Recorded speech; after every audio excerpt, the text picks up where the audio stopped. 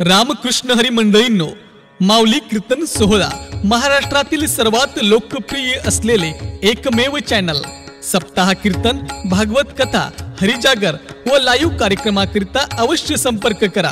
माऊली चोपडे व देवा पाटील. पासून माझा मृत्यू आहे. जर 8व्या पुत्रापासून मृत्यू आहे तरीचा झालेला प्रत्येक मुलगा मी तुम्हाला आणून देईल. हातामध्ये हातकड्या, पायामध्ये बेड्या टाकलेल्या आहे आणि कारागृहामध्ये त्यांना बंदिस्त आता कंसानं त्या ठिकाणी केलेलं आहे. दिवसामागे दिवस निघून गेले. पहिलं संतान झालं. पहिलं संतान झाल्याबरोबर वसुदेवजी घेऊन आले आणि दाखवलं, हे बघा कंस महाराज, आम्हाला झालेलं पहिलं संतान. मी तुम्हाला शब्द दिलेला आहे, झालेलं प्रत्येक बाळ तुम्हाला आणून देईल. हे पहिलं माझं बाळ. त्या कंसानं पाहिलं, छोटस बालक पाहिलं, नन्नस बालक पाहिलं, अंतकरणात दया आली. अरे 8व्या पुत्रापासून जर मृत्यू, तर मी याला का मारू? घेऊन जायला मी मारणार नाही. पण नारद जे आले आणि विचारलं, काय झालं? हो म्हणे, वसुदेवजींना पुत्र संतान झालं, त्यांच्या 8व्या पुत्रापासून मृत्यू. मग कशाला पहिल्यापासून मारायचा, 8वाच मारू? मग नारदांनी एक कमळाचं फूल दाखवलं. म्हणले, या कमळाच्या पाकळ्या मोजा. म्हणे 1 2 3 4 5 6 7 8. म्हणे मला याच सांगा 8वी कोणती? म्हणले ही 8वी जी मोजली ती 8वी. असं नाही, ते कोणताही 8वा होऊ शकतो. ते जर म्हणले 8वा म्हणजे पहिला सुद्धा 8वा होऊ शकतो. त्यामुळं ही चूक करू नका, त्याला मारून टाका. असे करता करता 6 मारले. 7वा योग मायेद्वारे रोहिणीच्या उदरामध्ये नेऊन घातला आणि अष्टम मूर्ती रूपानं भगवान परमात्मा मा देवकीच्या गर्भामध्ये प्रगट झालेले. देवी देवता या कंसाच्या त्रासाला फार वैतागले, कंटाळले आणि मनातून भगवंताची स्तुती करू लागले. देवा, सत्यम व्रतम सत्यपरम त्रिसत्यम, सत्यस्य योनी निहितं च सत्य, सत्यस्य सत्यामृत सत्य नेत्रम, सत्यात्मकम त्वं शरणम प्रपन्ना. देवा, या आणि आमचं रक्षण करा. भगवंत गर्भात प्रगट झाले हे कळालं. देवतांनी स्तुती केली आणि बरोबर भगवान परमात्म्याने अवताराला येण्याचा दिवस निश्चित केला. 9 महिने 9 दिवस देवकी मैयाला परिपूर्ण झाले. कंसाच्या कारागृहामध्ये हातामध्ये हातकड्या, पायामध्ये बेड्या आहे. भाद्रपद महिना पुढे चालून आला आणि भाद्रपद महिन्यामध्ये कृष्ण पक्ष अष्टमी तिथी बुधवार दिवस रोहिणी नक्षत्र आणि बरोबर रात्रीच्या 12 वाजता कंसाच्या कारागृहामध्ये खल्ल प्रकाश पडला आणि एक नन्हाशा बालकाचा जन्म झाला. सगळीकडे एकच जयघोष झाला की बालकृष्ण लाल की जय, गोपाल कृष्ण भगवान की जय. बाळाचा जन्म झाल्याबरोबर वसुदेवजींच्या डोळ्यात पाणी आलं. बाबा रडू नका, आनंदाच्या घराला मज नेई गोकुळाला. आणि म्हणून कंस त्या ठिकाणी कंसाच्या नगरीमध्ये कारागृहामध्ये असताना सुद्धा नंद बाबाच्या हातातल्या हातकड्या खुलल्या, पायातल्या बेड्या खुलल्या, कान्हाजीला टोपलीमध्ये घातलं आणि सगळे प्रहारेकरी झोपी गेले. आणि कृष्ण कन्हैयाला घेऊन वसुदेवजी आता मात्र त्या ठिकाणी गोकुळामध्ये निघालेले आहे. भगवान परमात्म्याचं आगमन या ठिकाणी होत आहे. सगळ्यांनी 2 हाताने टाळी प्रेमाने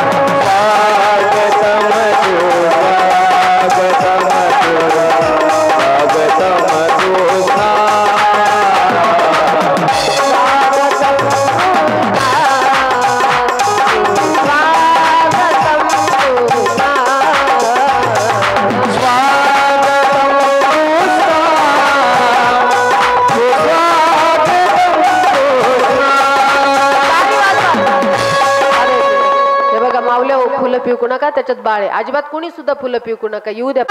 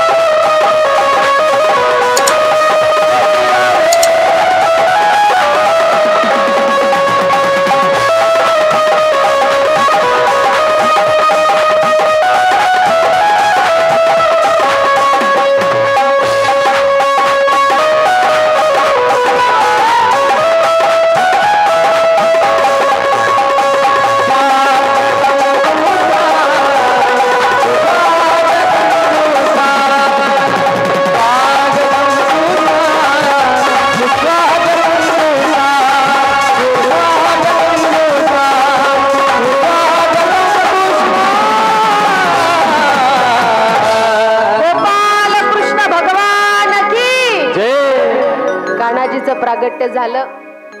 नदी खर तर यमुना मैया दुही थड्या भरून वाहते आहे, पण कृष्ण कन्हैयाचा चरण स्पर्श झाल्याबरोबर यमुना मैया दुबंगली. जाण्यासाठी मार्ग मोकळा करून दिला. कान्हाजीला घेतलं. वसुदेवजी गोकुळामध्ये पोहोचले आणि गोकुळामध्ये पोहोचल्यानंतर तिथे माया जन्माला आलेली आहे. तिला टोपलीमध्ये घेतलं. कान्हाजीला त्या ठिकाणी ठेवलं आणि घेऊन निघाले. घेऊन निघाल्यानंतर त्या ठिकाणी महाराज कारागृहामध्ये आल्याबरोबर हे बाळ रडाना, पण तिकडं कान्हाजी रडत होते. परंतु भगवान श्यामसुंदराला घेऊन आले. हातामध्ये हातकड्या, पायामध्ये बेड्या पुन्हा पडलेल्या आहे. आणि कृष्ण ज्या वेळेला मायेनं रडायला प्रारंभ केला, त्या मायेच्या आवाजानं सगळे प्रहारेकरी जागे झाले आणि सगळ्यांनी कंसाला सांगितलं. एक स्वरात आवाज दिला, कंस महाराज 8व्या जन्माला आला, 8व्या जन्माला आला. कंस जी त्या ठिकाणी आला भयभीत झालेला आहे. त्या मायेच्या पायाला धरलं, गरगर गरगर गरगर फिरवलं, खाली आपटून मारणार. तिनं सांगितलं, हे दुष्टमूर्ख कंसा, अरे मला काय मारतोस? तुला मारणारा माझ्या अगोदर गोकुळामध्ये वाढतो आहे. बातमी कळाली. आता मात्र भयभीत झाला. पण इकडं 80 वर्षाच्या वयामध्ये नंदा सुनंदा त्या ठिकाणी नंद बाबांना पुत्र संतान नाही आणि पुत्र संतान नसल्या कारणानं चिंतातूर बसलेले. नंदा सुनंदाला कळालं बाबांना 80 वर्षाच्या वयात संतान झालं. थाली बेलनं घेतलं, यमुनेच्या किनारी जाऊन बातमी दिली की अहो तुम्हाला संतान झालं. जाऊन पाहिलं मुलगा आहे की मुलगी. अहो नंद बाबा आपको लाला भयो है. आता मात्र नंद बाबांना यमुनेमध्ये स्नान घातलं, सुंदर शृंगार केला.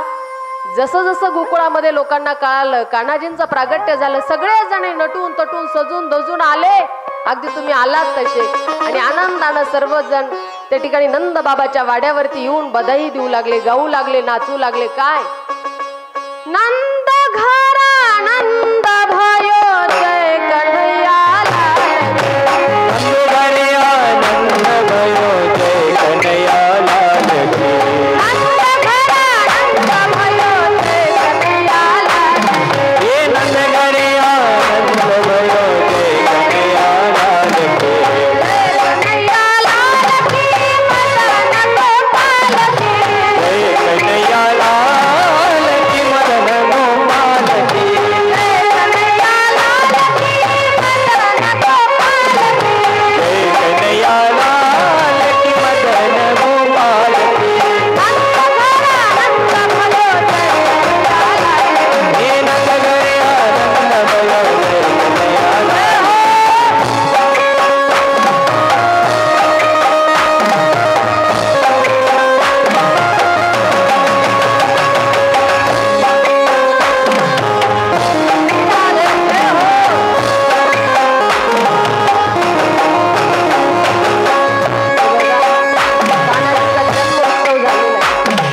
कान्हाजीच्या जन्म उत्सवाचा आनंद असा बसल्या बसल्या नसतो घ्यायचा. सगळ्यांनी जागेवरती उठून उभं राहा.